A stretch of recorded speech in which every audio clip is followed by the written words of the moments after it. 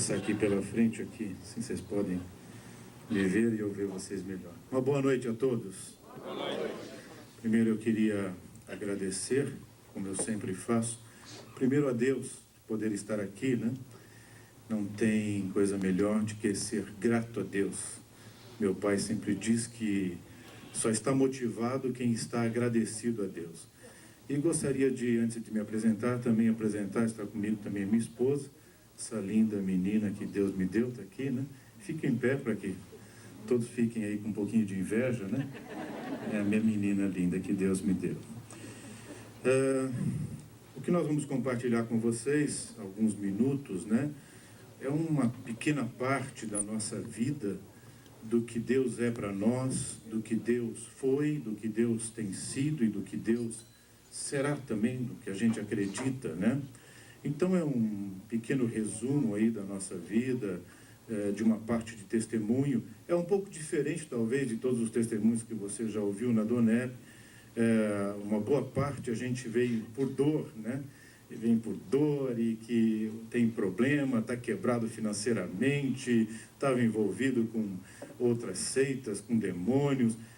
A minha história é um pouquinho diferente. Não, eu nasci num lar cristão, o meu avô nasceu na Alemanha, já era evangélico, já era um homem de fé e que acreditava nas coisas impossíveis, quando ninguém não acreditava mais, ele ainda estava dizendo, eu sei em quem eu tenho crido, o meu Deus é poderoso para fazer coisas.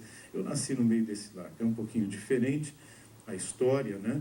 Porém, quem sabe nesta noite, Deus, o Deus Todo-Poderoso, né?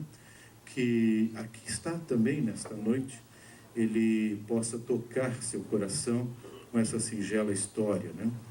Nasci numa família simples, apesar do meu avô, ele veio pouco antes da guerra, perdeu todos os bens que ele tinha lá, então era uma família simples, uma família relativamente quase pobre, não chegava a ser, porque ele era um homem que trabalhava e nunca deixou faltar nada para o seu lar.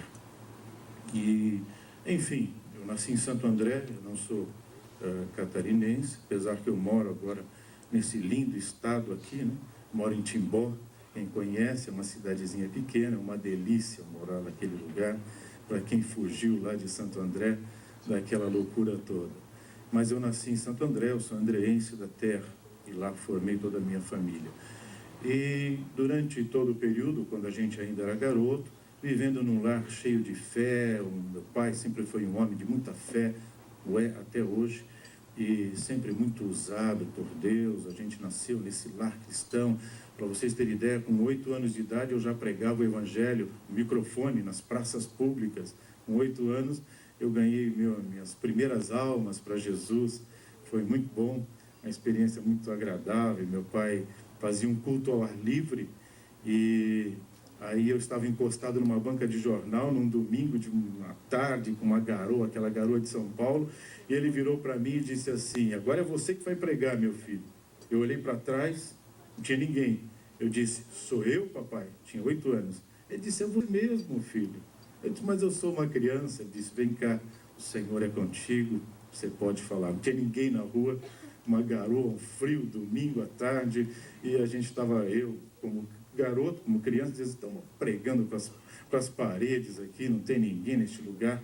Quando eu peguei o microfone, eu abri a Bíblia, meu pai teve que segurar o microfone, ainda não conseguia controlar os dois ao mesmo tempo, Bíblia e microfone, e abri em São Lucas, capítulo 2, versículo 1, e eu recebi a primeira revelação bíblica aos 8 anos, quando diz assim, não havia lugar para ele na estalagem, ele era Jesus, que estava nascendo, e aí eu comecei a pregar. E nisso vinha subindo um senhor, uma marmita debaixo do braço, voltando talvez da hora extra de domingo, do trabalho, e viu um menino de 8 anos pregando, falou, o que essa criança está aí, nessa garoa, né, falando, e parou do lado de lá da rua e ficou me ouvindo. Eu disse, sabe por que não tinha lugar para Jesus nascer na estalagem? Porque ele não veio para nascer e nem morar em estalagem, ele veio para nascer e morar no seu coração, na sua vida, no seu lar, na sua família. Isso, uma criança de 8 anos. Não era eu, já era uma revelação do Espírito Santo que a gente estava tendo ali. E aí, meu pai disse assim, pôs a mão no meu ombro e disse, faz o apelo, filho. Eu disse, mas pai, e aí, tá bom. quantos de vocês querem? Isso tinha um. Querem se entregar para Jesus. E aí o homem disse assim: menino, esse Jesus que você está falando eu quero. Eu não posso mais ficar sem ele. O que eu tenho que fazer? E veio em minha direção. E olhando para o meu pai com medo, e agora, pai? Diz, manda ele se ajoelhar. No meio da calçada, se ajoelhou. Meu pai pegou a minha mão. Eu nunca vou esquecer dessa cena. Toca a minha alma. Pegou a minha mão e colocou sobre a cabeça dele. E eu não conseguia nem orar. Comecei a chorar, uma criança. E aí, quando veio as palavras, disse: Jesus, abençoa este homem e dá uma paz que ele nunca sentiu na sua alma. Foi isso que eu disse. Ele começou a chorar também, ficou em pé e disse assim: você pode agora falar desse mesmo Jesus, menino, para minha esposa e para os meus filhos? E nós fomos para lá, a esposa se converteu, os filhos também, e hoje é uma grande igreja. Começou na casa dele, naquele bairro, chama Jardim Estela, em Santo André, uma grande igreja. Então a gente começou assim. E aí tínhamos um monte de sonhos, Deus foi abençoando os sonhos. Quando eu tinha 15 anos, eu trabalhava numa empresa alemã chamada Hermann Jackson, que fazia modelos de fundição. E Deus, pelo seu grande amor, sempre foi comigo, e eu só tenho que agradecê-lo. A glória toda dele, eu transfiro toda para ele, porque ele merece toda essa glória. E ele abençoava em tudo que eu punha a mão. Eu comecei a trabalhar com a pintura, aprendiz de modelador de pintura. E aí os modelos, todo mundo dizia: olha, está muito melhor agora que você está trabalhando. Eu era um garoto de 15 anos, mas Deus abençoava. E aí tinha problema nas máquinas, disse: ó, põe esse menino aí, porque tudo que ele põe a mão dá certo, e põe ele para consertar as máquinas. Bom, para vocês terem ideia, as máquinas, enquanto eu era o responsável em consertar a máquina, elas não quebravam mais, para vocês terem ideia. E Deus foi sempre nos abençoando. E um dia eu estava nessa empresa, já há quase um ano, meu pai disse assim: olha, Deus falou comigo, é nessa família que eu vivi, e no meio desta família que eu cresci. Deus falou comigo. E tem muita gente que não acredita que Deus fala, mas Ele fala, por isso que você está aqui nessa noite, senão você nem viria aqui. E aí ele disse: e você vai trabalhar numa outra empresa, e nessa outra empresa você vai ter uma grande oportunidade, e lá vai ser a porta que Deus tem aberto para você. Eu disse: mas pai, está tão bom aqui, já estão me promovendo, eu já estava começando a aprender um curso de desenho. Ele disse: terminou teu tempo, vai lá e diz para o dono da empresa. E eu cheguei e disse: olha, muito obrigado, foi uma maravilha trabalhar com o senhor, mas meu pai disse que tem um outro lugar para mim. Ele disse: eu quero falar com teu pai, porque eu estou investindo em você. Eu disse: olha, não adianta, o meu pai, quando o nosso Deus fala com ele, não tem quem faça ele mudar. Ele disse: então vou fazer o quê? E saí. No outro dia de manhã, meu pai tinha uma Kombi, ele era chamado de o homem da Kombi vermelha, era uma Kombi vermelha, e aí colocou eu na Kombi e fomos lá para Diadema. Quem conhece Diadema, tem muitas empresas lá, e quando paramos em frente, eu posso citar o nome da empresa, porque trabalhei muitos anos lá, lá foi a porta que Deus abriu. Quando eu cheguei em frente à empresa Prensa Schuller, meu pai parou a Kombi e disse assim: é nesta empresa que você vai trabalhar, porque Deus me falou. Olhei a placa, disse: tinha vagas, uma placa enorme, mais alto que esse teto, que é escrito bem grande assim: não há vagas. Um adolescente, 15 anos para 16, fui com a cabeça abaixo em direção. Meu pai só disse assim: eu vou ficar aqui orando, você vai lá e diz para o homem que você vai trabalhar aqui nessa empresa. Aí bati lá na portaria, o guarda veio me atender e disse: olha, meu pai falou que tem um trabalho para mim aqui nessa empresa. Ele disse: avisa o teu pai que ele deve estar com algum problema com óculos, porque olha a placa lá, não tem vaga aqui nesse lugar. Eu disse: tá bom, o senhor me desculpa. Voltei para a Kombi e disse: pai, não tem vaga nenhuma nesse lugar. Talvez seja outro lugar que Deus falou, porque aqui não tem vaga. Ele disse: vem cá, meu filho. Sentei do lado dele na Kombi, ele encostou a porta, pegou a minha cabeça e pôs a minha cabeça no ombro dele, no peito, perdão. E disse assim: Jesus, tu falaste comigo e me mostrou que é este lugar que tu tem para o meu filho. Então, mais uma vez, para a tua glória, prova o teu amor, Pai. Disse assim: volta lá, filho. Se coloca no lugar do adolescente de novo. Vai com a cabeça baixa, dizendo: meu pai realmente está, enfim, está ficando velho, alguma coisa. Quando antes de chegar, o guarda já dirigiu a mim e disse assim: olha, é o seguinte, menino, talvez o teu pai sabe de alguma coisa que eu não sabia, e eu liguei lá em cima e disseram que é para você subir. Eu disse: ah, meu Deus. Tem alguém aqui que ainda não acredita que oração funciona? Se a oração for dirigida a um Deus que é vivo, que ressuscitou ao terceiro dia, que mandou o seu Espírito para estar conosco, então passe a acreditar, porque Ele ouve, Ele tem prazer em ouvir os que são seus. E aí subi lá, preenchi a ficha, me colocaram na sala do gerente da contabilidade. Ele também me permite citar o nome dele, ele é um cristão, eu não sabia, só fiquei sabendo depois.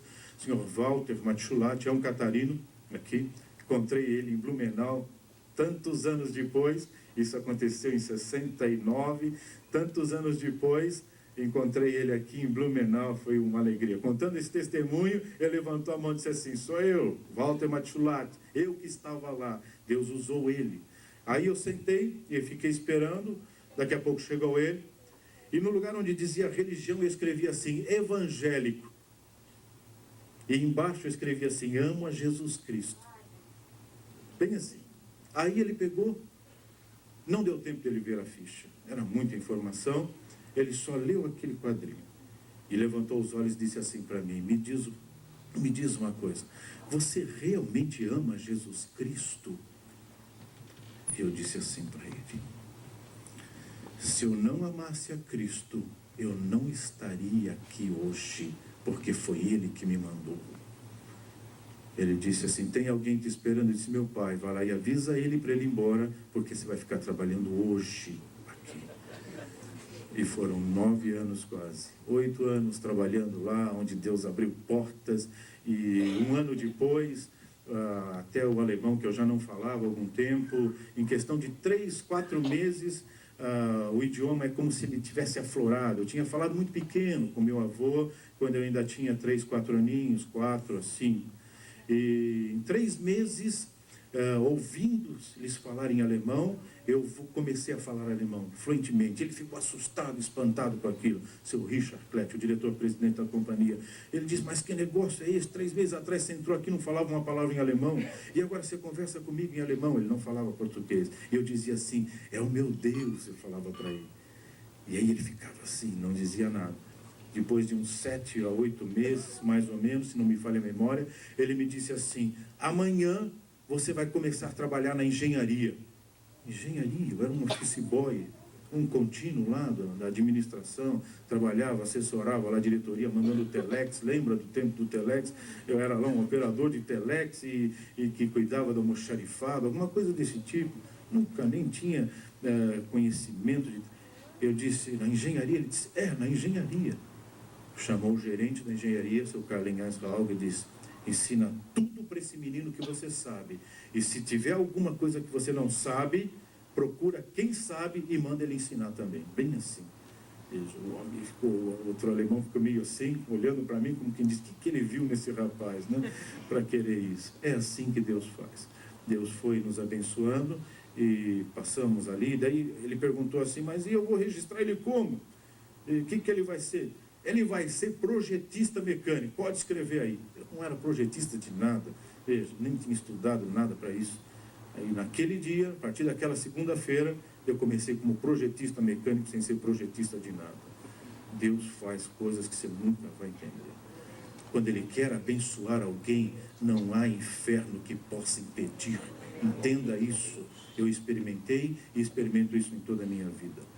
E Deus ali nos abençoou. Depois tivemos oportunidade em outras companhias, até que, depois de algum tempo, eu trabalhei numa companhia ligado à especialização de hidráulica e pneumática, onde me tornei, naquela época, um dos maiores especialistas da América Latina e reconhecido também em outros países, na área de hidráulica pneumática. E foi uma coisa também muito interessante, porque naquela época no país não havia nem livros de hidráulica pneumática em português. E tinha só em alemão, em inglês, em francês, em espanhol, mas não tinha em português. e tudo que era problema dentro da empresa, que se tratava de hidráulica e pneumática, eles diziam assim: manda lá para o crente. O crente era eu, lá na engenharia. O projetista que não era projetista, era eu. E aí eu fui estudando, fui comendo aquilo. No final, nenhuma prensa era projetada, não se iniciava o projeto, enquanto não passava na minha mão. Diz, primeiro tem que passar lá na mão do Daniel, ele tem que refazer todos os cálculos que vinham da Alemanha. Eu refazia uma parte dos cálculos e modificava, porque eu consegui baratear o custo da fabricação dos equipamentos, usando um outro sistema, um pouco mais agressivo do que a Alemanha usava, que era muito conservadora. E com isso a empresa começou a vender mais equipamentos, enfim, e Deus nos abençoou muito. Tivemos oportunidade para uma outra companhia, saímos para uma outra empresa que trabalhava exclusivamente com hidráulica e pneumática, atendia trens de pouso, para naves espaciais, fornecia válvulas especiais para naves, enfim, para a NASA, inclusive. E como era uma área que eu gostava muito e tinha me especializado, começamos a trabalhar e eu assumi logo depois a gerência responsável pela engenharia simultânea e todos os novos lançamentos, os novos projetos. A gente participava a nível de reunião com todos os gerentes de engenharia mundial. E trabalhamos durante algum tempo como responsável geral por todos os novos projetos, e Deus ali nos abençoou muito. Eu vi muito a mão de Deus. Eu era chamado nos Estados Unidos de Gotterization, era o pesquisador de Deus, porque tudo eu falava assim: Deus vai me ajudar, eu dizia. Em tudo eu falava. Então eles diziam: um dia se Deus vai esquecer de você e você vai ter que fazer as coisas sozinho. Eu disse assim: Deus nunca se esquece de nós. O que Ele formou, Ele tem prazer em cuidar. Ele não te formou no ventre da sua mãe para deixar você morrer num deserto sem ninguém para poder te acalentar. Não, se não tiver ninguém, Deus está ao seu lado para te acalentar. Ele nunca nos deixa. Esse é um grande segredo que poucas pessoas se conscientizaram disso. E Deus ali nos abençoou até que houve um acidente, vocês se lembram, em 78, 28 de janeiro de 78, de 86, que houve a explosão da Challenge. E nós, como responsável, nós fornecíamos as válvulas para o comando dos sistemas principais de lubrificação e também de controle de combustíveis. E eu era o responsável técnico da empresa, e se fosse descoberto que o problema tinha sido do nosso produto, eu seria acionado, eu seria processado e poderia até ser preso, porque fornecemos um produto que causou 6 mortes, fulminante. Enfim, e aí fomos convocados rapidamente para lá e ficamos lá 42 dias internados. Ninguém saía, ninguém entrava mais dos que foram chamados, especialistas de vários lugares do mundo, e estava lá um brasileiro, um Gotterization, um pesquisador de Deus. Puseram no meu laboratório, eu tinha um laboratório ali na NASA, puseram no meu laboratório uma plaquinha escrita assim: Gotterization, pesquisador de Deus. No segundo dia que eu estava na casa, o diretor maior da casa, está lá até hoje, um ateu, confesso, dizia ser ateu, não acredito, eu sou um físico nuclear e para mim não existe Deus, existe o que eu posso ver, o que eu posso tocar e o que eu posso criar, assim ele dizia. E no segundo dia ele disse assim para mim, encontrou comigo no corredor e falou assim: me diz uma coisa, você sempre diz que vai falar com o teu Deus, que ele tem soluções, por que você não vai falar com ele? Quem sabe ele te ouve e até te dá uma solução para esse problema. Não havia mais solução. Deixa eu só explicar rapidamente, isso eu posso explicar. Existem algumas coisas que eu não posso falar, mas o que eu vou dizer é o que eu posso falar. Havia sido feita uma alteração de velocidade de empuxo nas turbinas. Nas naves anteriores a essa da explosão, a velocidade de empuxo chegava no máximo a 32, muito 28 mil quilômetros por hora. Porém, com esta velocidade de empuxo, o número de entradas e reentradas na estratosfera, desculpa, não tem outros termos, esses são os termos mais simples tecnicamente, entradas e reentradas é que é necessário calcular o tempo exato de saída da estratosfera, senão fulmina a nave espacial. É a mesma coisa que acontece com o meteoro, quando vai entrar na estratosfera, às vezes ele tem um tamanho 100 vezes maior, a estratosfera fulmina ele, ele vira pequenos cascalhos. É mais ou menos o que iria acontecer com a nave, e tanto na saída como na reentrada. E nós fizemos alguns cálculos, se aumentasse as velocidades de empuxo das 2 ou 3 turbinas, talvez acima de 55 mil km por hora de velocidade, poderia ter não mais uma saída e uma reentrada por semana, mas 6 saídas e 6 reentradas por dia. Isso quer dizer que facilitaria muito as viagens nessas condições. Então foi isso que aconteceu. Faltou um detalhe importante de um dos lubrificantes que travava o sistema, que garantia o movimento da válvula principal de comando.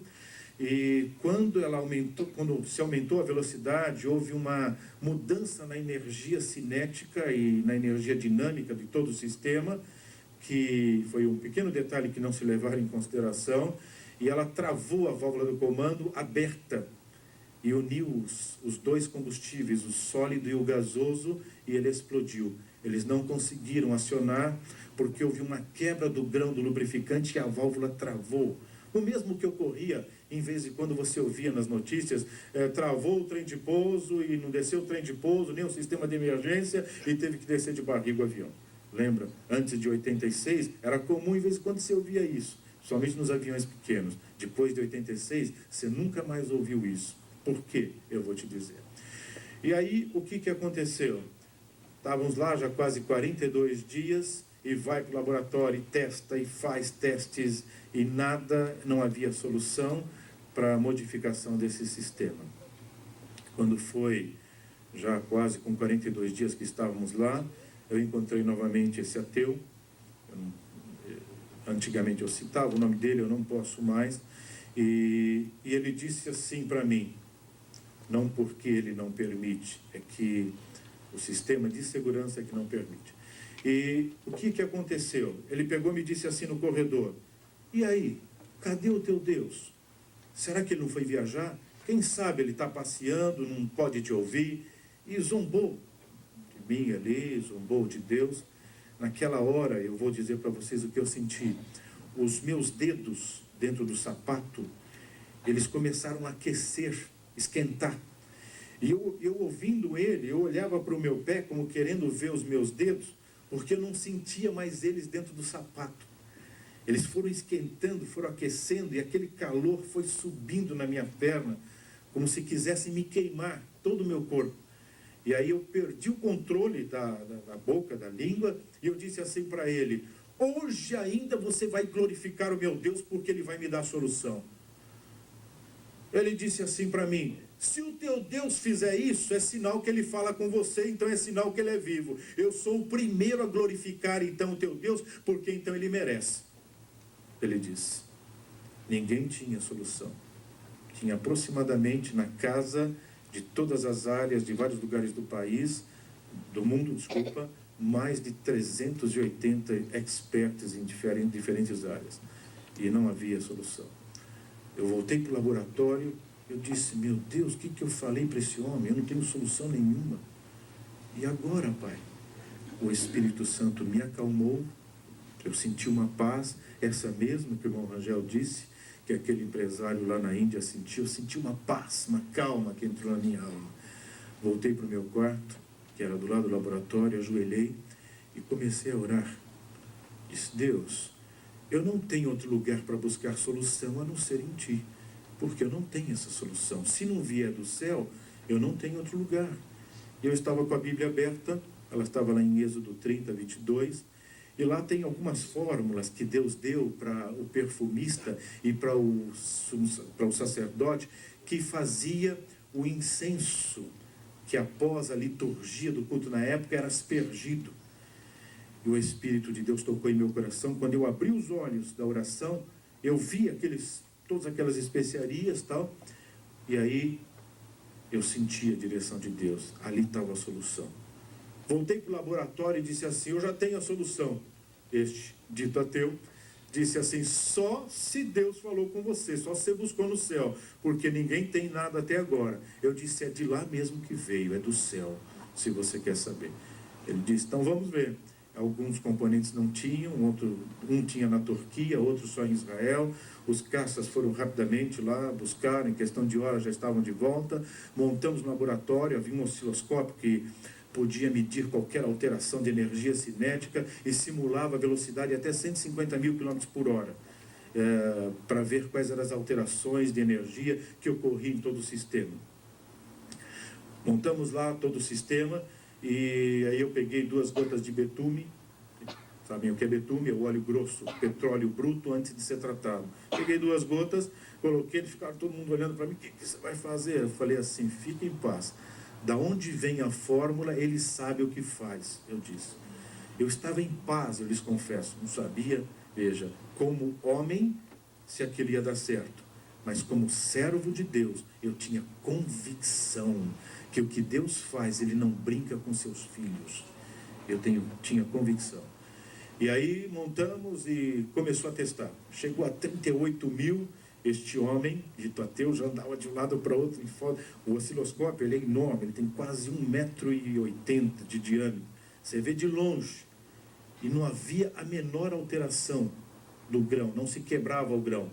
Chegou a 45 mil, nenhuma alteração. O melhor que existia anterior, quando era 28, ele já quebrava o grão e travava todo o sistema. Já estava a 55 e nada tinha acontecido. E ele já andando rápido de um lado para outro, e batia no meu ombro e dizia assim: mas que negócio é esse? Como é que é isso aí? Da onde você foi buscar? E que Deus é esse? Como que é isto? E começou já, e me sacudia o meu ombro, como se queria tirar de dentro de mim o que é que eu tinha feito, da onde eu tinha tirado aquilo. E eu glorificando a Deus, ainda calmo, glorificando, agradecendo a Deus, e o osciloscópio foi subindo, 80, 85 mil km por hora, não acontecia nada, e se provou ao contrário. Quanto maior era a diferença de energia, quanto maior era a carga de pressão sobre o sistema, menor era o atrito, e melhor era a capacidade do grão para se submeter àquela situação. Era o contrário às leis da física, contrário ao que tudo se sabia até aquela época sobre aquele tipo de grão. Era o contrário, o oposto.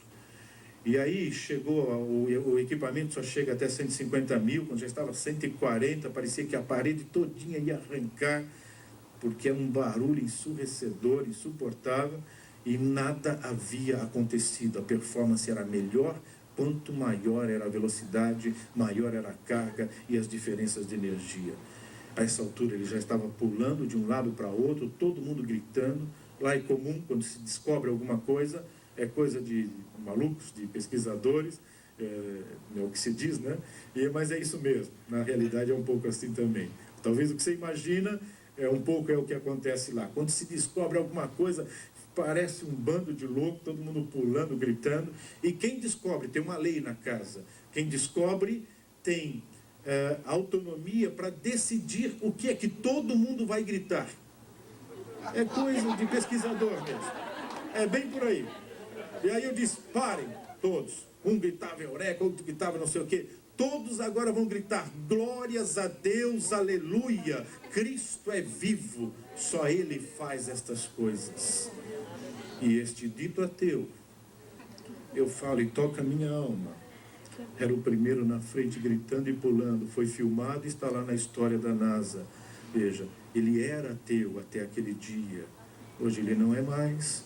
É um cristão que glorifica a Deus, serve a Deus e não faz nada sem falar com Deus. E ele diz: o que eu sei, eu só sei porque Deus permitiu que eu soubesse. Essa é a grande diferença.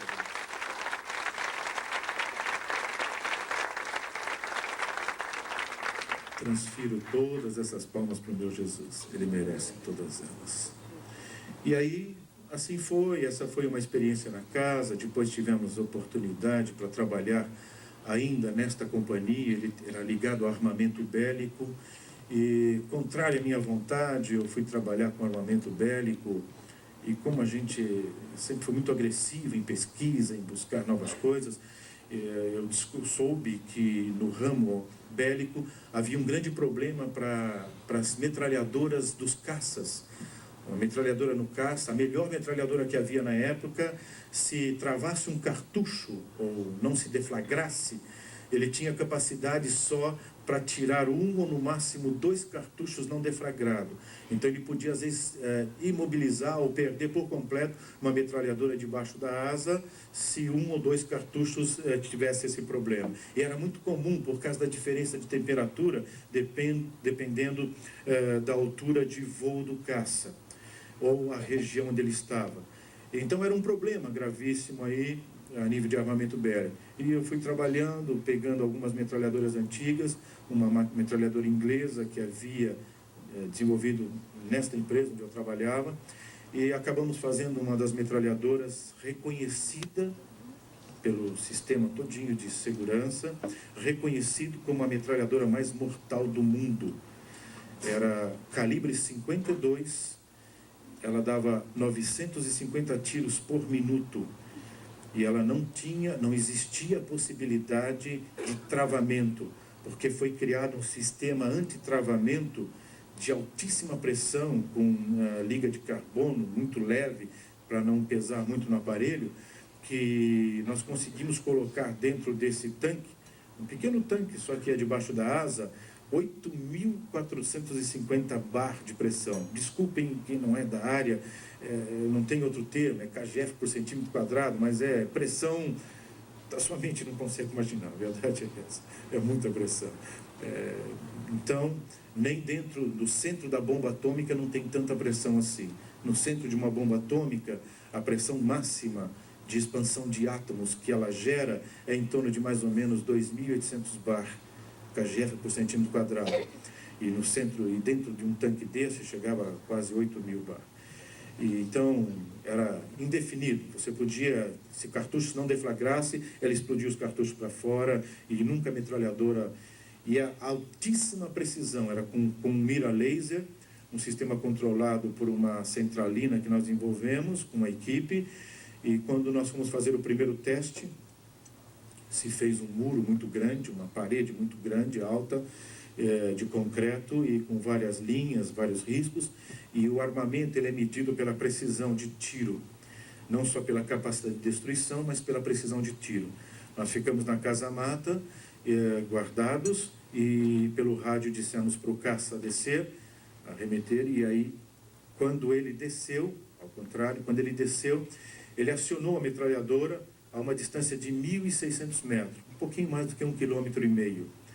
E aí, toda aquela poeira, não dava para ver direito o que tinha acontecido, demos rádio, disse, não desce novamente, que nós vamos lá checar o que aconteceu. Saí correndo na frente de todos, eu estava muito curioso para ver o que tinha acontecido, e eu cheguei na frente dos oficiais, e quando eu cheguei no muro, e aquele pó estava cedendo, o muro tinha sido cortado, é concreto com ferro de 3/8, ele tinha de 70 milímetros de espessura, 70 centímetros de espessura, ele tinha sido cortado como você corta uma faca, usando uma faca, um queijo. Com precisão, com erro de 2/10 a 1.600 metros. Nunca se tinha visto nada igual. Só que quando eu apoiei no muro, que eu cheguei lá, eu perdi a força nas pernas, e eu fui cedendo, eu fui caindo, eu não tinha mais força, eu fui tentando segurar no muro, até que quando eles chegaram, os oficiais, eu estava deitado no chão.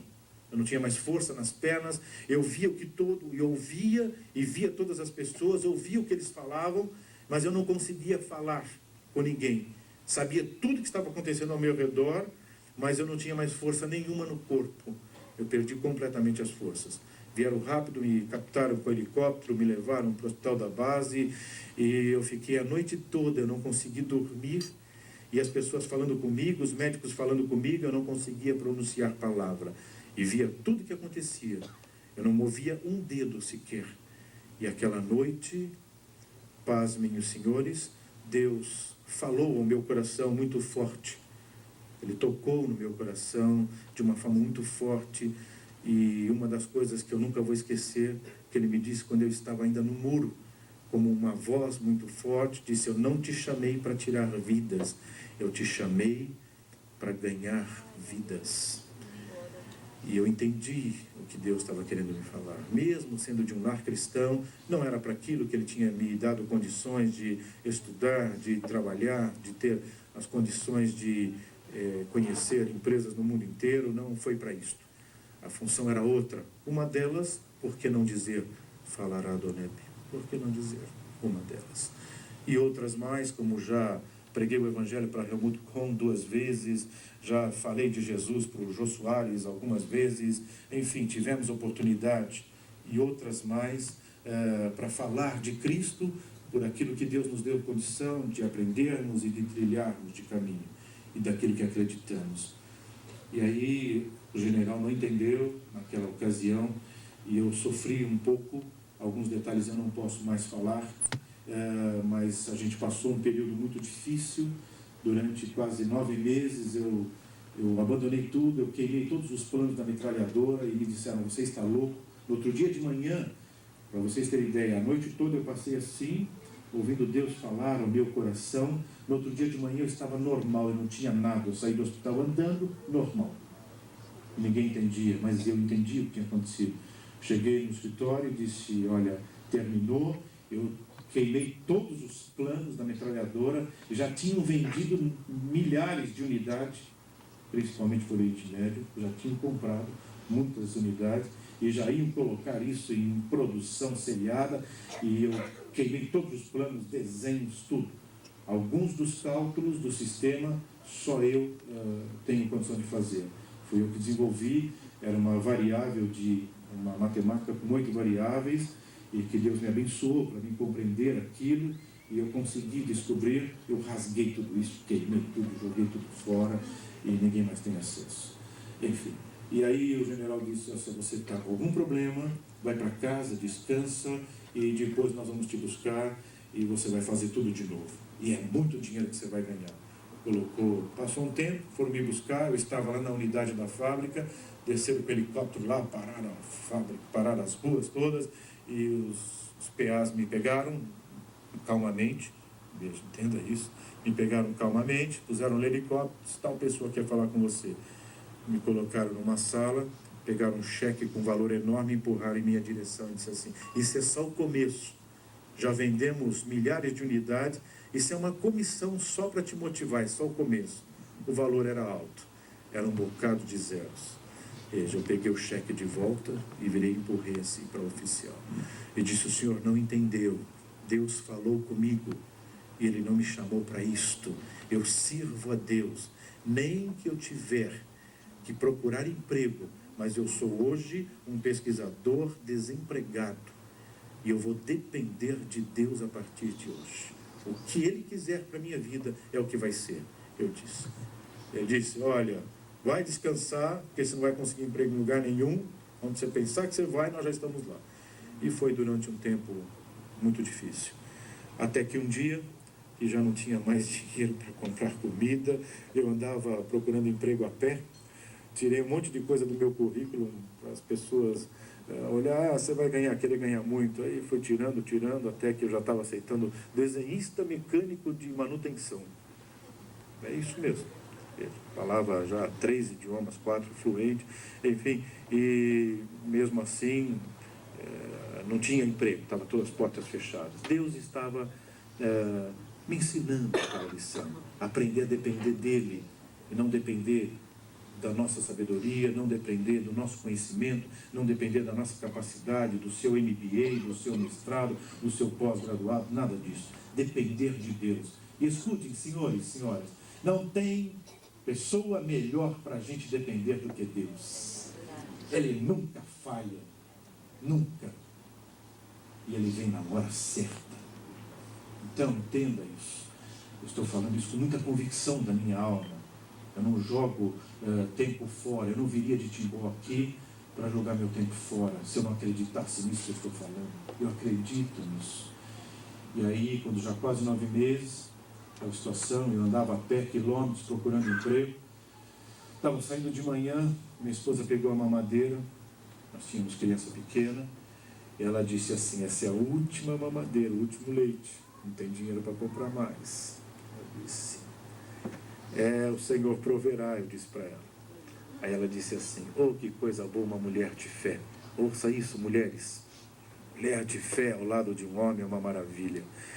Ela estendeu assim a mamadeira para o céu e disse assim: Jesus, eu creio que hoje termina a nossa luta, porque o Deus que eu sirvo cuidou de nós durante todo esse tempo, e eu sei que hoje tu dará a vitória. Pôs a mão no meu ombro, ela se lembra bem, disse assim: vai, o Senhor é contigo.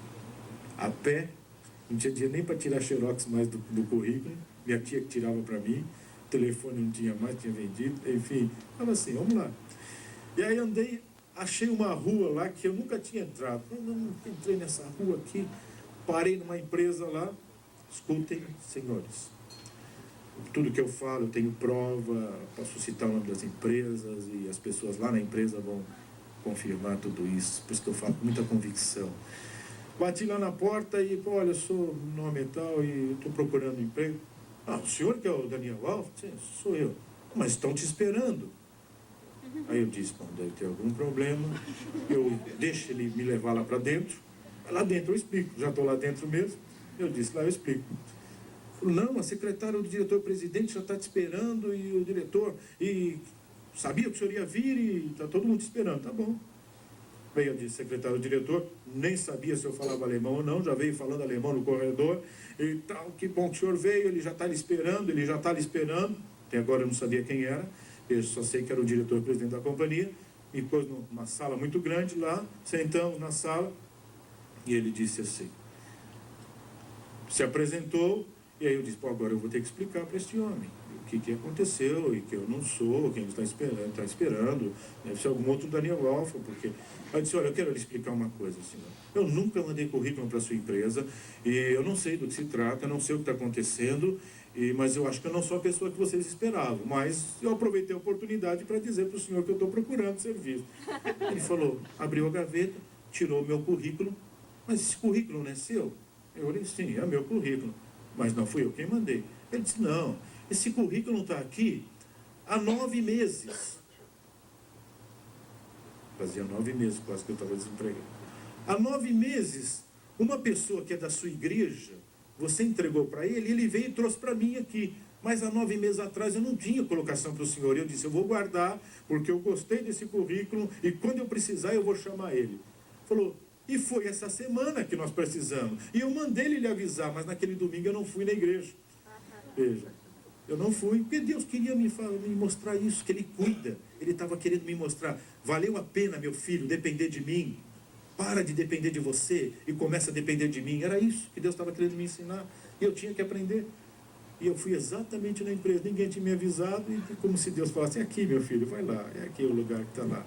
E nós estávamos esperando o senhor: vamos fazer o seguinte, eu quero tanto o seu trabalho aqui na companhia, e pelo que já falaram, que o senhor tem condição de fazer, que nós vamos fazer o seguinte: eu vou pagar um salário já de mês adiantado para o senhor. Já viram isso? É isso mesmo. Esse é o Deus que eu sirvo, e que te ama, que te trouxe aqui nessa noite. Veja, não fui eu que fui lá falar para o homem que eu não tinha dinheiro nem para comprar leite para outro dia. Não fui eu. Mas o meu Deus cuida dos detalhes da nossa vida. Eu sou testemunha disso. E aí a minha esposa, eu liguei para minha esposa, ela não deu nem tempo de eu falar. Ela só disse assim: já está empregado, não é, meu filho? Eu disse: é isso mesmo. Oh, mulher de fé, que maravilha. É isso. Eu disse: já estou assim e já tenho um salário adiantado já. Quando eu sair fora da fábrica, sair glorificando a Deus, não tenho vergonha não. Sair glorificando a Deus pela calçada, quem me visse, esse um maluco aí. Veja, eu sou sim, sou um maluco grato a Deus, que vale a pena depender dele, servir esse Deus. E ali Deus abriu muitas portas, e depois montamos um escritório nosso de consultoria, e fomos trabalhando com consultoria em empresas, pegando massas falidas. É isso mesmo. Deus me chamou para pegar massas falidas. As empresas, e eu tinha muito cliente, e tenho até hoje. Veja, só que hoje eu não trabalho mais com isso, hoje eu trabalho com uma única empresa, full time, então não adianta vir procurar meu serviço. Já passamos por esse trabalho, mas se quiser ouvir de um Jesus que tira a massa falida, eu ainda conheço muito bem esse Jesus. Veja, e aí Deus nos levou a muitas experiências, uma grande empresa química, havia demônios naquela empresa, não tenho receio de falar isso. Eles terminavam de montar, de colocar, de vazar o líquido nas garrafas, quando a empilhadeira vinha para levantar com o pallet, tudo amarrado, travado, as cordas estouravam e caía tudo antes de colocar no caminhão. Quando conseguiam colocar no caminhão, o caminhão batia, ou então vazava tudo no meio do caminho, chegava lá, não conseguia entregar a mercadoria, e a empresa cada vez mais afundando. E aí um dia, um desses empresários, dono dessa empresa, me viu eu falar num jantar que nem esse, similar a esse, lá em Jundiaí, São Paulo. E quando terminou o jantar, ele disse assim: por acaso você iria na minha empresa fazer uma consultoria? Ele queria uma consultoria, imaginou que eu ia lá na empresa fazer uma consultoria técnico-comercial, administrativa, enfim. E aí quando ele me falou, eu senti no meu coração que o problema da empresa dele não era nada disto. O problema era demônios. E depois ele me contou: olha, eu tenho uma tia que é sócia e ela é macumbeira e ela vai lá e asperge sangue de galinha nos muros da empresa para poder ela prosperar. E depois disso que ela começou a fazer, a empresa começou a afundar. E não tem mais quem tira ela do buraco. Eu disse: tem sim, senhor. Disse: nós vamos fazer o seguinte, eu vou falar com meu Deus e nós vamos lá orar pela empresa. Eu disse: mas o senhor vai orar e a empresa então vai virar uma igreja? Eu disse: não é nada disso. A empresa vai continuar sendo empresa. A única coisa é que os demônios que estão lá vão bater em retirada. E o Senhor vai entrar naquele lugar. E aí, passou uma semana, 2 semanas, marcamos, eu prestava consultoria numa empresa em Campinas. Quem conhece Campinas, tem aquela avenida grande que sai de Campinas para Anhanguera, sair no trevo de Anhanguera. Estava saindo às 2 horas, meio-dia mais ou menos, daquela empresa em Campinas, para ir para Jundiaí, nesta outra grande empresa química, aonde eu ia lá para orar. Mandei reunir todos os funcionários, reunir os fornecedores, enfim, os diretores, toda a companhia, eu ia orar por todos eles. Quando eu estou saindo da avenida de Campinas, um carro, ali é totalmente dividido, tem poste, tem as árvores no meio da pista, que separa, um carro voou da outra pista contrária, entre o poste e a árvore. Eu estava com uma Fiorino da empresa, e bateu na lateral da Fiorino. Durante alguns minutos dali, alguns segundos do acidente, eu não tinha ideia nem de onde o carro tinha vindo, para vocês terem ideia. Estava devagar, na minha mão, subindo tranquilo, ali é cheio de radar, e não dá para andar mais do que 60, tranquilo, subindo, orando, dizendo: Deus, abençoa lá essa reunião que nós vamos lá fazer, põe a tua mão. Estava orando. E veio aquele carro e arrebentou, pegou a porta, fez um V em cima da minha perna, bem aqui na lateral. Eu fui jogado um pouco quase para o outro lado, o banco passageiro. Ele não foi suficiente, ele voou por cima do meu carro e caiu em cima do motor. E ainda bateu e ainda foi um pouco mais à frente, e eu nem deu tempo de frear, não deu tempo de fazer nada, eu não sabia nem o que estava acontecendo até então, e do jeito que foi, ainda bati no carro lá. Ficou todo esmagado meu carro, esmagado na frente, porque aí veio tudo para cá, e esmagado na lateral. Fiquei assim, não podia nem me mexer. Veja, mas não tinha um corte, não tinha uma pancada. Eu passava a mão na minha perna para ver, deve ter um hematoma, deve ter, que a porta fez um V em cima do meu fêmur aqui. Não tinha um arranhão, não tinha nada, nenhum hematoma, nenhuma dor, não tinha nada. A polícia chegou ali, tiveram que arrancar a porta para me tirar, o tenente da polícia militar e dos bombeiros, e ele disse: está bem, está bem. E aí quando eu saí fora, que eles tiraram a porta e queriam com a maca me levar, disse: está tudo bem. E ele olhava no buraquinho onde eu estava do carro e disse: mas como é que o senhor sobreviveu aí? Eu disse assim: eu tenho um airbag que chama-se Jesus Cristo, ele me abraçou e eu ando abraçado com ele, e ele cuida de mim. E virei para ele e disse: ele quer cuidar da tua vida também. Eu disse para ele. E aí ele me apalpava para: leva esse homem para o hospital, não vai levar para lugar nenhum. Ele disse: está tudo bem. A moça tinha quebrado, era uma moça que dirigiu o carro, quebrou o pescoço. E estavam levando ela na maca para levar para o hospital, e talvez a viesse até a falecer. Estava perdendo muito sangue, e naquele instante eu disse: pare a maca. Diz bem assim, veja. coisa bem de quem acredita em Deus. Essa é a verdade. Pare a maca.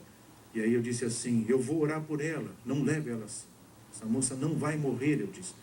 E aí o jornal da cidade de Campinas tirou uma foto, eu com a mão em cima da cabeça dela na maca, na avenida, orando por ela. Ela foi para a UTI, no outro dia eu estava visitando ela no hospital, ela estava recuperada para a glória de Deus. O Deus que eu estou falando aqui.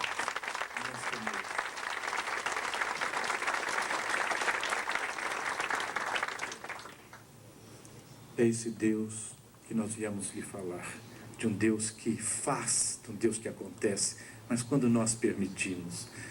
Poderíamos ainda contar muitas coisas. Voo 402 da TAM, eu era um dos passageiros, era um dos. Mas como é que você está aqui? Morreu todo mundo? Veja, é que de novo eu tenho um Jesus que eu ando abraçado com ele anda abraçado comigo, e é tão bom andar com ele, não importa que o inimigo queira. Tem pessoas preocupadas com inveja, com ciúmes, pessoas preocupadas que o casamento não vai dar certo, que a empresa não vai dar certo. Em nome de Jesus, muda a tua convicção. É que a tua convicção está no teu MBA, no teu carro, no teu conhecimento. Está na hora de ter convicção em Deus. Aí sim você vai descansar em paz. E vai ver que o teu casamento dá certo, o teu negócio dá certo, as tuas coisas dão certo. Com Deus, sem Ele, é sazonal, assim, altos e baixos. Um mês bem, outro não, é assim. Casamentos e vida financeira. É um gráfico assim. É igual uma senoidal. Quem sabe que é senoide sabe o que eu estou dizendo. Voo 402 da TAM, só para encerrar. Eu representava um fabricante de máquinas a laser na América Latina. E eu ia dar treinamento, eu tinha vendido um equipamento desse para o Rio, eu ia dar treinamento para um grupo de 36 engenheiros que vinha de todas as unidades do Brasil desta empresa, para receber treinamento, para poder vender esse tipo de serviço nos outros estados do Brasil. E estava marcado, e nesse dia fatídico, eu estou indo lá para retirar a passagem no balcão da TAM, e dei o número. Quando eu estava entrando ainda no estacionamento, Deus tocou em meu coração que não era para mim entrar naquele avião. Eu disse, Deus, os engenheiros estão me esperando, como é que é isso? Como é que eu não vou? Aí a situação... Eu disse, Senhor, se não é para ir, então, eu vou ligar 6h45 da manhã no escritório central, lá em frente à praia do Ipanema. Veja, 6h45 da manhã é meio difícil achar alguém no escritório na praia do Ipanema. Apesar que tem carioca aqui, né, que gosta de trabalhar, veja, mas tem as suas exceções. E aí, o que aconteceu?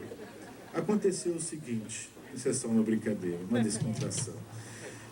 Meu pai é carioca também, então, veja. E aí, eu liguei, 6h45 da manhã, o gerente do escritório estava lá. Ainda bem, eu vim mais cedo para o escritório, não consegui te avisar ontem, eu estou cancelando a tua passagem, você não vai vir. Mas por quê?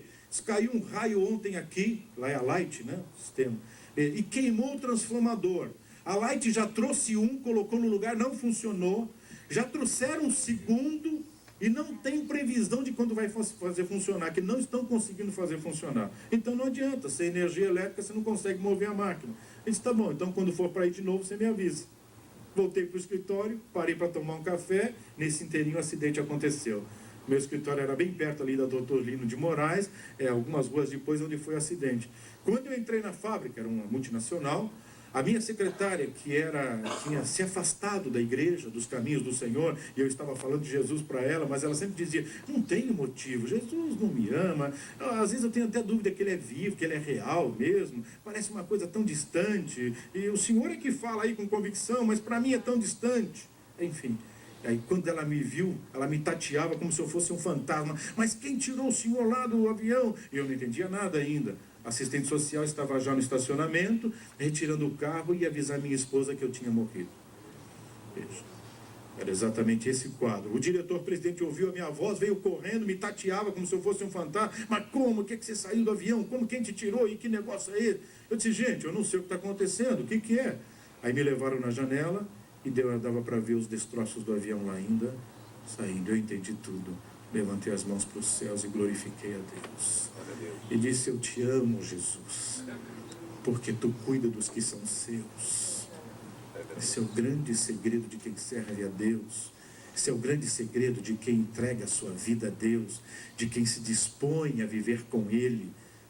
Eu costumo dizer que o que é seu, o mundo tira com facilidade, mas o que Deus te dá, o mundo tem que falar com Deus para te tirar. Essa é a grande diferença. Por isso que os teus negócios às vezes vão altos e baixos, porque você pensa que é seu. Por isso que o teu casamento não endireita, não vai, não acerta, porque você pensa que é seu. É minha mulher e eu faço o que eu quero, e meus filhos, nem nada disso. Não é seu, foi Deus quem deu.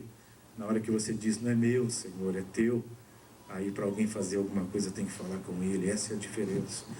Que Deus abençoe a todos. Foi uma alegria poder estar aqui compartilhando, né? Eu gostaria de, nesse instante, pedir que todos ficassem em pé e gostaria de compartilhar esse momento final. Tenho certeza que muitas pessoas que aqui vieram, né, talvez ouvindo esse testemunho, estão arrazoando entre si, dizendo, meu Deus, que coisa é esta? O Deus desse homem. Se você quer conhecer mais esse Deus, Ele também quer te conhecer mais. Ele também quer entrar na sua vida, no seu casamento, nos seus negócios, na sua vida particular, sentimental. Ele quer sarar as feridas. Ele quer curar a depressão. Eu tenho visto Deus fazer isso em trabalhos da Donep constantemente. Pessoas deprimidas. Hoje tem um batalhão de pessoas deprimidas. Para onde você vai? Esposas deprimidas, maridos deprimidos, enfim, filhos deprimidos. Que coisa tremenda! Eu vou lhe confessar, está aqui diante da minha esposa, eu não sei o que é depressão, não sei, se vocês me perguntarem, e como é que é esse negócio de depressão aí? Eu não sei lhe dizer isto, porque não dá tempo de entrar em depressão. Eu caio de joelhos e falo com o meu Jesus, Ele enche meu coração de alegria, de paz. O problema continua lá, não é que Ele foi embora não, está lá ainda, estou olhando para Ele, mas eu estou dizendo, Senhor, esse problema não é meu. Eu entreguei para ti, Senhor, eu vou descansar. Tem um monte de passagem na Bíblia que explica isso. Josafá, a cidade estava cercada, e aí ele foi falar com Deus, e Deus disse, Josafá, essa batalha não é sua, é minha. Eu vou pelejar por você. É exatamente isso. E aí, sabe o que ele disse para Josafá, para provar se ele tinha acreditado mesmo? Vamos fazer o seguinte, Josafá, amanhã eu vou pelejar por vós. Vai dormir, como se ele estivesse falando, vai dormir, manda o povo todo dormir. Amanhã eu vou tratar desse assunto. Cidade cercada, todos os inimigos cercando a cidade, e Deus manda Josafá e o povo ir dormir. E que Deus é esse? É o Deus que é vivo, porque nenhum inimigo virá sobre os que são seus, se Ele não permitir. Então que vá descansar. Aqueles que são de Deus, vá descansar, deixa o mundo se turbar. Está na hora de você descansar. Descansar quer dizer viver em paz e voltar a viver, ter um casamento feliz e uma vida próspera com Deus. Eu gostaria de perguntar a alguém nesta noite que aqui veio, nos deu a satisfação da sua presença, acreditou naquilo que nós falamos. Eu não viria aqui nessa noite se eu não acreditasse no que eu lhes falei, eu não viria.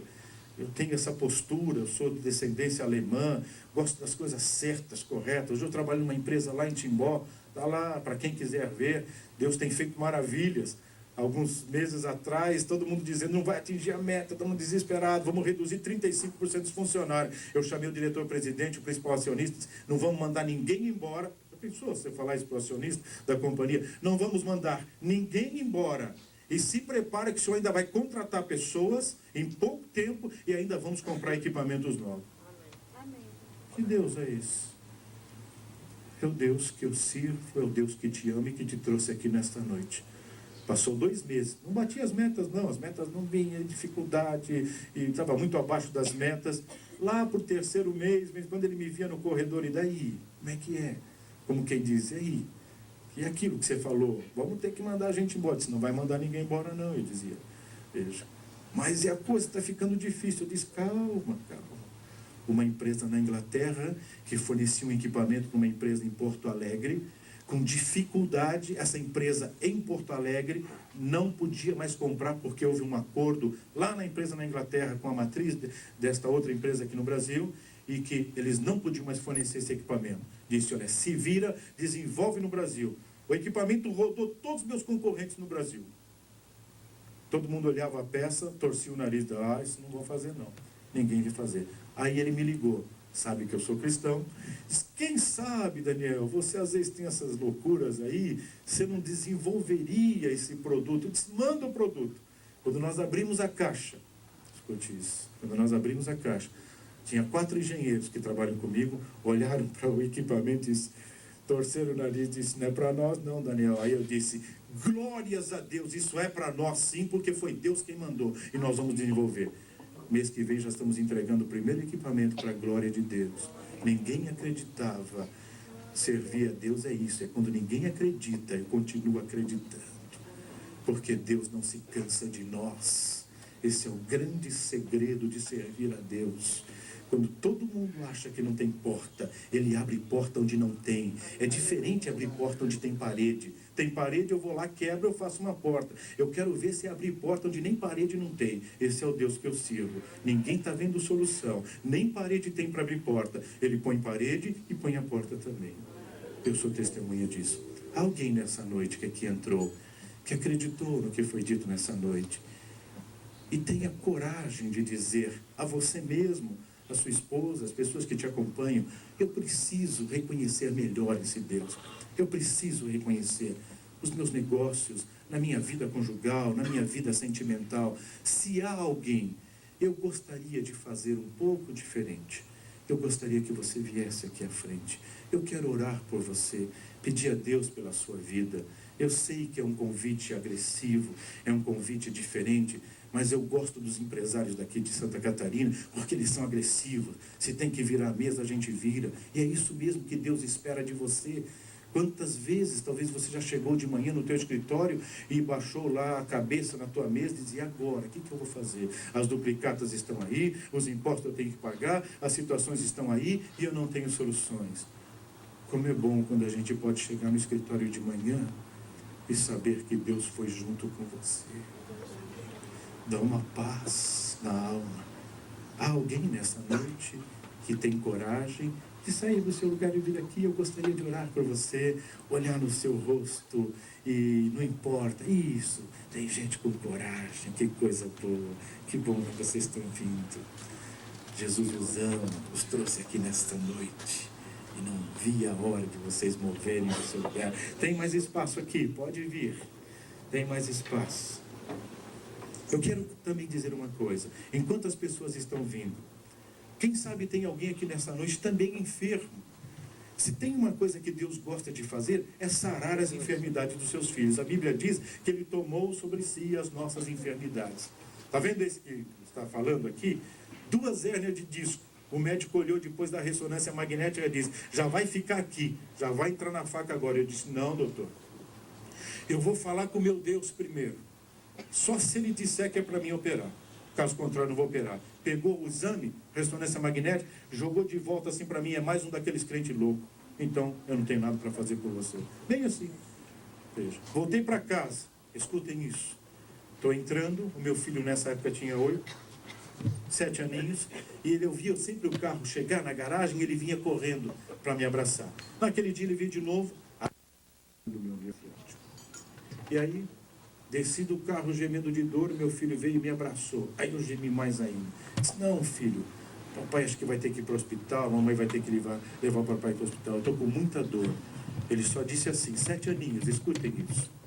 Não, papai, nessa casa tem Jesus e eu vou falar com Ele. E Ele vai vir aqui, vai curar o senhor agora. 7 aninhos. Sabe o que é isso? Aí eu pensei, talvez ele vai orar depois. Não, ele agarrou na minha barriga, pôs a cabecinha dele aqui na minha barriga e começou a orar. Jesus do meu Pai, Ele precisa da perna para poder andar, para levar a tua palavra ainda em muitos lugares que eu não sei nem aonde é. Então vem agora, Jesus, e tira tudo isso dele. Eu não consegui orar, deu um nó na minha garganta, vi ele fazendo aquilo, e eu comecei a chorar, não tenho vergonha de confessar, comecei a chorar. E aí eu estava querendo imaginar começar a orar junto com ele. Ele sacudiu a manga da minha camisa, já sarou, não é, papai? Quando ele disse assim, como se uma mão entrasse atrás de mim e arrancou toda a dor. Eu entrei para dentro de casa pulando, falando línguas estranhas, glorificando a Deus, agradecendo a Deus. E a minha esposa veio, aquele barulho todo. Os meus filhos, eu disse, Jesus me curou. Estou aqui, sabe? Quer saber do segredo? As ervas continuam lá no mesmo lugar. Isso é que Deus faz. Tem um que diz, ela vai continuar lá, só para mim te provar que é o meu dedo eu cuido dos que são meus. Deus não tem prazer no teu sofrimento. Se você veio aqui com fé também, além dele trabalhar na tua alma, além dele escrever o teu nome no livro da vida e te dar uma nova vida, mudar a tua história, ele também sara a tua vida física.